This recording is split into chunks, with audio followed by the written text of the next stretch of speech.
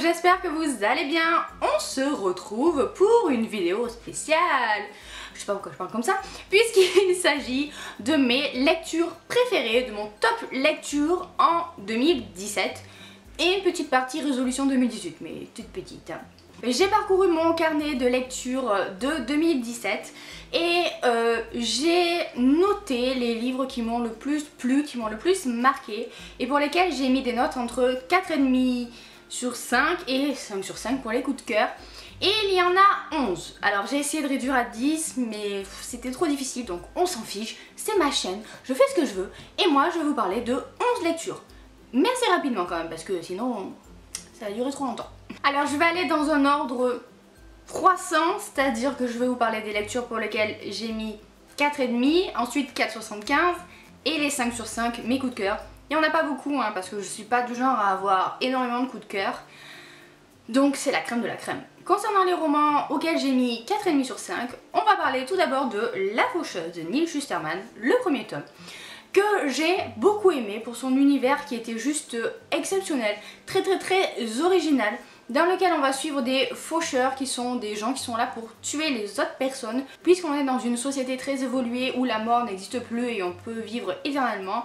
Et donc pour bien sûr éviter le problème de surpopulation, les faucheurs sont là pour dézinguer les gens de manière assez aléatoire, sauf que le système ne fonctionne peut-être pas aussi bien qu'il le devrait. C'est une romance dystopique, futuriste, je sais pas trop dans quoi on pourrait la classer, mais qui était juste absolument géniale.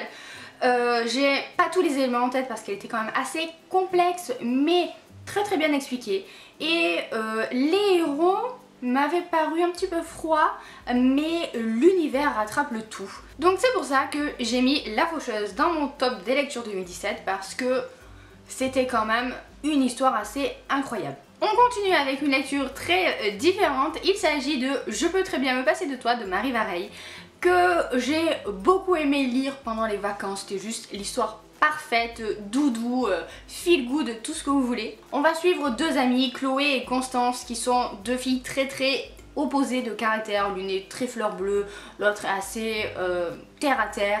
Et elles vont se mettre le pari. Celle qui est très fleur bleue devra coucher avec un mec comme ça sans connaître. Et celle qui est très terre à terre devra essayer d'être un peu plus fleur bleue en fait. Voilà. Et j'ai pas énormément de souvenirs de ce bouquin, alors c'est bizarre de dire comme ça, mais je m'en rappelle juste que j'avais adoré les deux héroïnes, j'avais beaucoup aimé le fait qu'on suivait les histoires d'un point de vue de l'une et de l'autre, et le fait qu'elles soient vraiment très différentes l'une de l'autre. Il y en a une qui va partir, il me semble, en Angleterre et l'autre qui va s'exiler dans un petit coin de la France où on fait du vin et où il n'y a que des champs à perte de vue. Et voilà, c'était surtout pour l'ambiance et le style de Marie Vareille que j'ai découvert à ce moment-là et qui m'a vraiment donné très envie de découvrir d'autres bouquins de cet auteur. On continue avec une suite de bouquins que j'ai juste adoré, dont j'attendais les personnages depuis hyper longtemps. Il s'agit du 4e tome de Bad de Jake Gronover, Amour immortel. C'était une suite qui était très attendue puisque on va suivre Nassir qui est, je sais pas comment expliquer ça, mais un petit peu le méchant de l'histoire, ou en tout cas le bad boy par excellence, le mec de la pègre qui connaît tout le monde et que dont tout le monde a peur, tout ça. Voilà, comment dire, déjà on savait qu'on allait avoir un tome quand même assez exceptionnel. Et Nassir est, on peut dire amoureux, hein, je vois mal comment le dire autrement, d'une de ses danseuses, d'une de ses stripteaseuses depuis toujours, Kéline. Sauf que celle-ci en a marre de mener une vie très dangereuse et elle décide de fuir. Dans le tome 3 en fait elle s'en va. Et évidemment Nassir il veut pas la laisser partir, Kéline, et il va la chercher. Encore une fois avec Jake Gronover c'est toujours assez sombre, assez sexy. Cette série Bad est quand même... elle est plutôt difficile parce qu'elle se base à The Point qui est un environnement juste affreux quoi. Les bas-fonds de n'importe quelle ville... des États-Unis qu'on pourrait l'imaginer, ou avec des quartiers qui craignent, avec une criminalité assez haute et voilà, je vous en passe. Et comme toujours avec Jay, ça marche. Voilà, la romance fonctionne super bien. Les héros, ils sont quand même assez barrés, mais ils s'équilibrent, ou en tout cas, ils se portent mutuellement. Je sais pas trop comment on pourrait dire ça. Et voilà, si vous aimez les romances sombres et plutôt épicée on va dire, je vous conseille cette série parce qu'elle vaut vraiment le coup.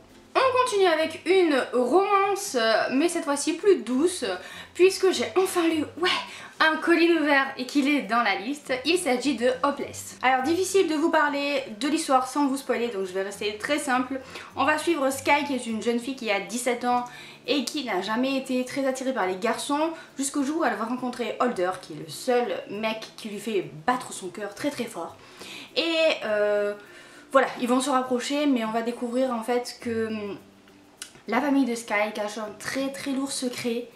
Et voilà, je vous en dis pas plus parce que sincèrement il faut découvrir l'histoire. Mais ce que j'ai beaucoup aimé dans cette romance young adulte on peut dire, presque new adulte, c'est que l'intrigue n'est pas comme prétexte à l'histoire. C'est vraiment une part aussi importante, je dirais que c'est 50-50. La romance et l'intrigue qui était juste extrêmement bien menée, très très intéressante et à la fois aussi poignante. Alors je ne fais pas partie de ces personnes qui ont pleuré, mais voilà, j'ai été quand même très touchée et c'est un vrai page turner le truc, donc voilà.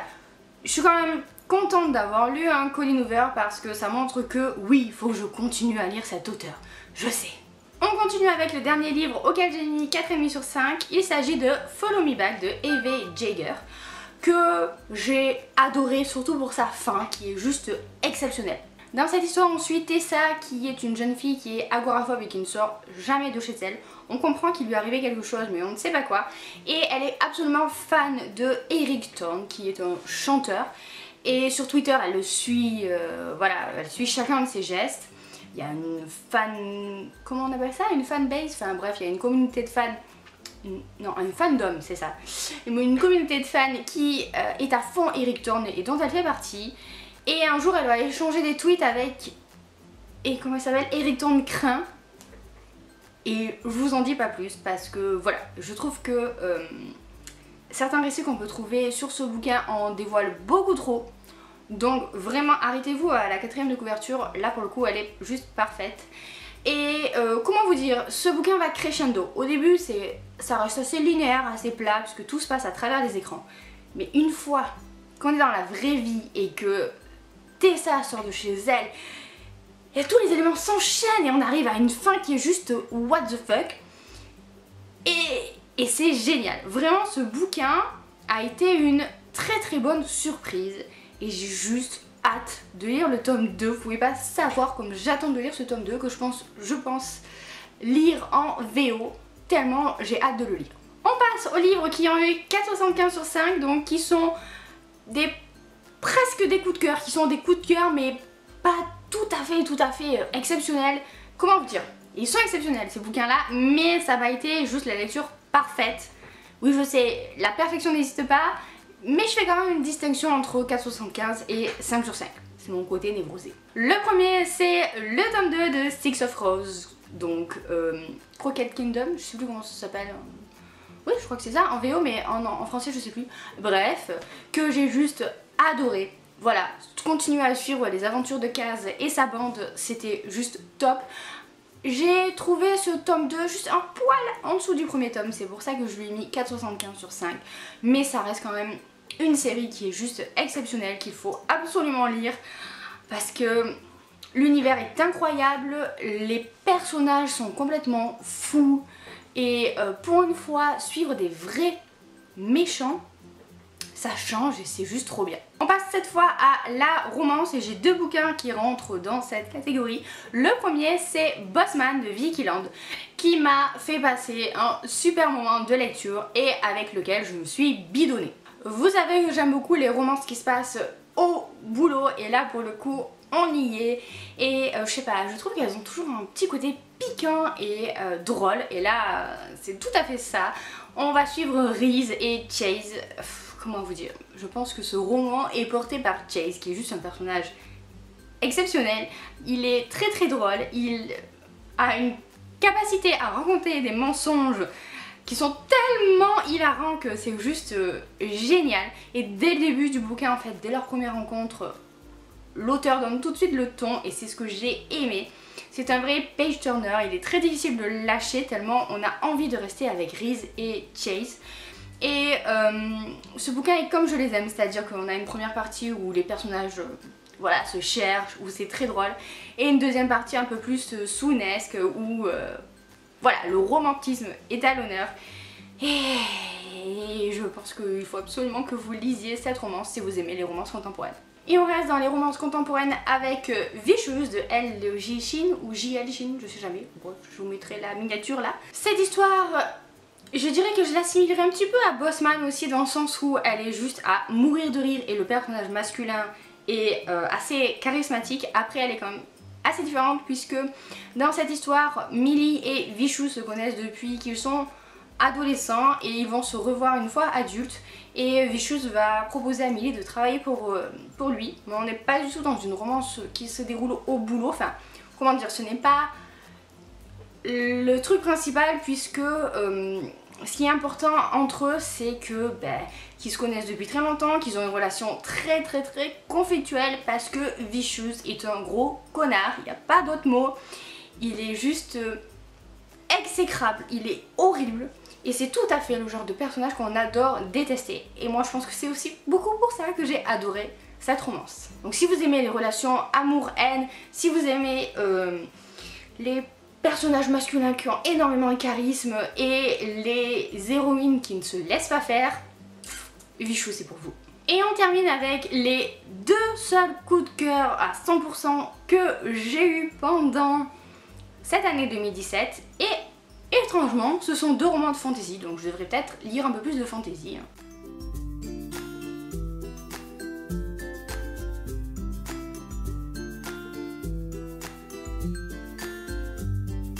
Le premier, c'est bien évidemment le tome 3 de la série La Passe Miroir de Christelle Dabos, donc la mémoire de Babel.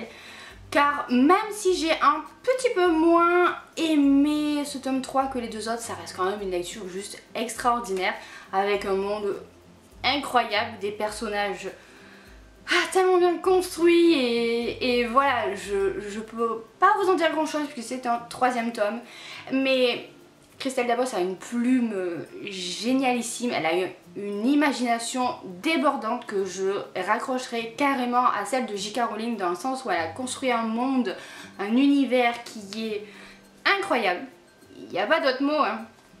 Et voilà, j'ai attendu ce troisième tome comme le messie et j'ai très hâte quand même, mine de rien, de le relire, mais je le ferai avant de lire le quatrième tome qui n'est toujours pas sorti, hein, je vous rassure, c'est juste que voilà, je guette la sortie, on sait jamais, en 2018. Et voilà, j'aime énormément cette série qui est, je pense, une des meilleures séries que j'ai jamais lues. Et donc évidemment, le troisième tome fait partie de mon top de lecture 2017 et il est, voilà, il est là. Et le deuxième bouquin qui a été un coup de cœur total pour moi, là aussi, c'est Déraciné de Naomi Novik. Parce que j'ai trouvé l'histoire géniale. Ce mélange entre réécriture de contes et fantasy avec des héros très originaux, un monde où la sorcellerie côtoie la fantasy et où on a quand même une ambiance qui fait très conte de fées, mais dans le sens conte de fées un petit peu flippant, hein, les vrais contes de fées quoi. C'était juste incroyable, c'est vraiment un bouquin d'une excellente qualité. Je suis désolée, il y a quelque chose qui vous... Qu'est-ce que c'est? C'est mon collier? C'est quoi là? Il y a quelque chose qui brille. Bref. Je disais quoi déjà? C'est un bouquin d'une très grande qualité avec une écriture sublime, un univers hyper bien construit et qui je trouve n'a pas eu assez de résonance en France, étrangement. Alors je sais pas trop pourquoi, mais ça reste une super lecture de 2017. D'ailleurs c'est pas pour rien que je lui ai mis 5 sur 5, c'est parce que ça a vraiment été un coup de cœur. J'ai adoré suivre Agnieszka dans son apprentissage de la magie. J'ai beaucoup aimé côtoyer Dragon qui est un personnage développé juste comme il faut. Et voilà quoi, vraiment si vous aimez la fantasy ou si vous aimez les contes de fées, lisez ce livre, il est extra. On a terminé avec mes lectures préférées de 2017. Passons maintenant aux résolutions de 2018.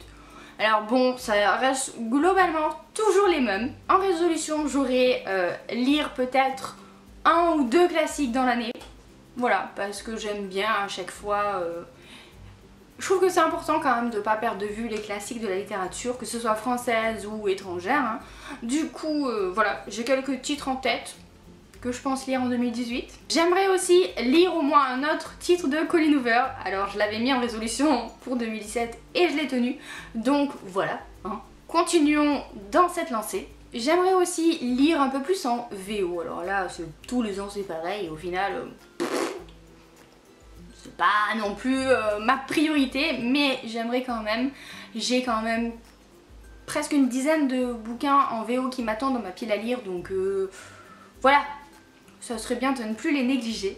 Et en parlant justement de ma pile à lire, j'aimerais, alors la faire baisser, c'est un bien grand mot parce que voilà, mais si on reste réaliste, au moins qu'elle ne grandisse plus. Voilà, la laisser au même niveau. Je regarde par là parce qu'elle est là ma pile à lire, c'est une bibliothèque entière donc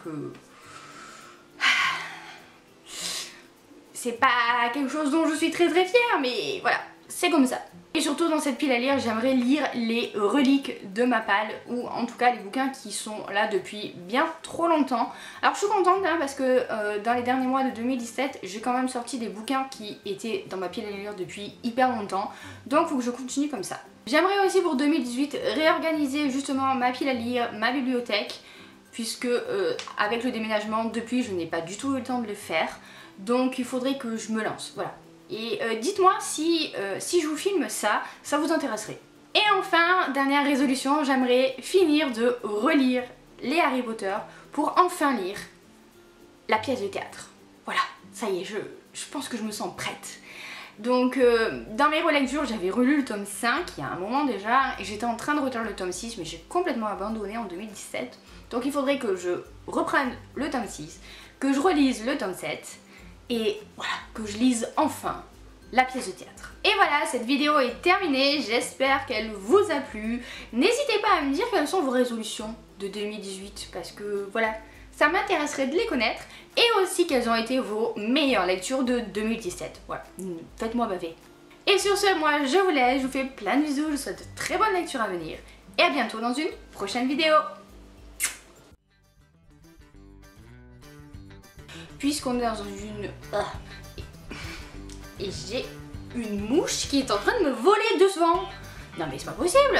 Une, la fleur bleue, de sortir avec plus d'hommes. Et celle qui est très terre à... Non, c'est pas ça. C'est un bouquin d'une excellente qualité avec une écriture sublime, des personnages qui sont... J'ai déjà dit les personnages, hein.